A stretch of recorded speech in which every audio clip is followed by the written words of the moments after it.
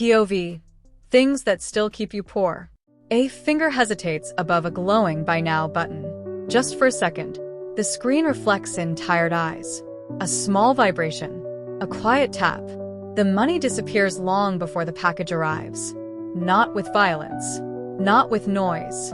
Just another invisible transfer from tomorrow into today. And by morning, almost nothing feels different. That is how poverty usually moves. Not like a storm, like erosion. Most people believe poverty begins with an empty wallet. It doesn't. By the time the wallet is empty, something else has already been running for years. A pattern. Invisible enough to feel normal. Powerful enough to shape an entire life. Money is often the final symptom, not the first disease. And that distinction changes everything. Look closely at a river carving through stone. No single drop created the canyon. No dramatic lichen. Only repetition. Tiny actions, repeated long enough, eventually become geography. Human lives obey the same law. Your future is rarely decided by spectacular moments. It is quietly negotiated through ordinary ones. One delayed decision. One ignored opportunity. One unnecessary purchase. One uncomfortable conversation avoided. Each one almost meaningless. Until they are not. Civilizations have understood this long before economics became a science. Ancient farmers did not become wealthy because every harvest was extraordinary. They survived because they learned to think beyond the next sunset. The first granaries were more than storage buildings. They were physical proof that someone had defeated the instinct to consume everything immediately. In many ways, wealth began the moment humanity learned to wait. But the human brain was never designed for modern abundance. For almost all of evolutionary history, scarcity was the rule. Food disappeared. Shelter collapsed. Winter arrived without mercy. If something valuable appeared today, taking it immediately was often the smartest decision. Delay could mean death. Your nervous system still remembers that world, even though your environment has changed completely. Researchers studying decision-making notice something unsettling. The more uncertain people feel about tomorrow, the more valuable today becomes. Not emotionally, biologically. The brain begins discounting the future. A reward next year starts feeling strangely unreal compared to pleasure available right now. The future becomes blurry. The present becomes irresistible. And suddenly, poverty is no longer just financial. It becomes neurological. This is why two people earning the same income can end up living entirely different lives. Most assume the difference is intelligence. The evidence suggests something quieter. Time preference. One person repeatedly trades comfort today for stability tomorrow. The other repeatedly trades tomorrow for relief today. Neither decision feels catastrophic. Each feels reasonable. That is precisely why the pattern survives unnoticed. Then something even stranger begins to happen. The environment starts participating. Imagine walking into two different neighborhoods. One is clean, predictable, orderly. The other is chaotic, temporary, neglected. Without realizing it, your expectations change. Psychologists have long observed that environments shape behavior far more than people like to admit. A room can alter discipline. A street can influence ambition. A city can quietly rewrite possibility. Sometimes people aren't simply making poor decisions. They're remaking decisions inside systems that train them to expect less. Yet systems alone cannot explain everything. History offers uncomfortable exceptions. Individuals emerging from extraordinary hardship. Families breaking cycles that lasted generations. Communities rebuilding after devastation. What separated them was rarely luck alone. It was perspective.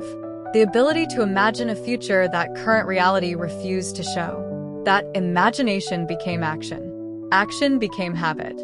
Habit became identity. Identity became destiny. This is where another invisible force appears. Attention. Every day, thousands of companies compete for it. Not because attention feels valuable, because it can be converted into spending. Hours disappear inside endless scrolling. Advertisements become entertainment. Comparison becomes routine. The mind grows crowded. Not with knowledge, with distraction.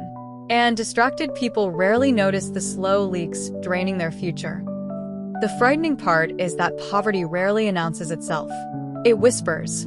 It says, "There will be time later. It isn't that expensive. You deserve this. Tomorrow will somehow work itself out."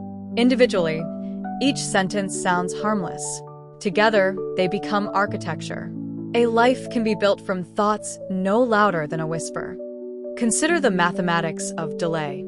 A single investment postponed by 10 years loses far more than money. It loses time, and time behaves differently from almost everything else in existence. Money can be earned back, possessions replaced, reputations repaired.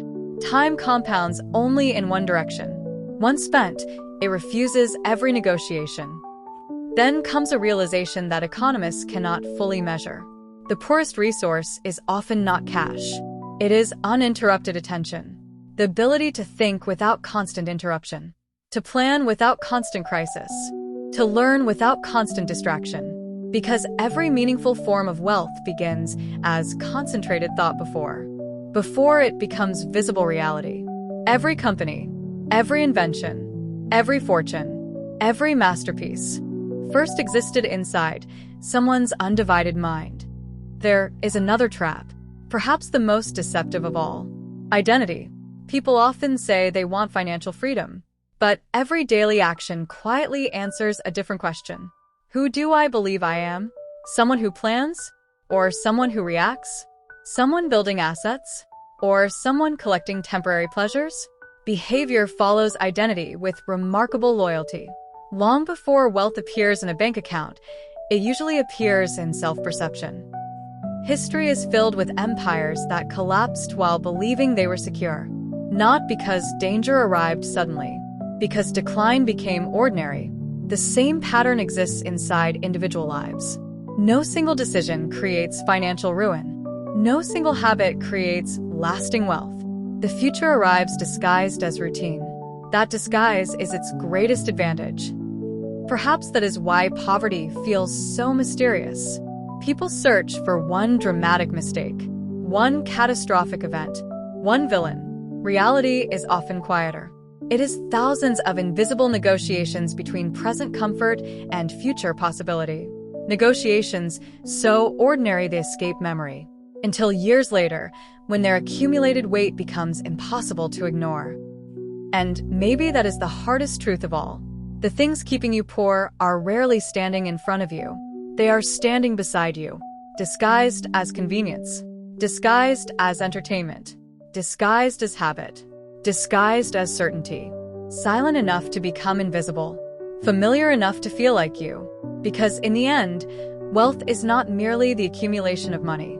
It is the accumulation of decisions made long before anyone can see their consequences. And every ordinary day asks the same quiet question. Not how much you have, but which version of tomorrow you are slowly purchasing today.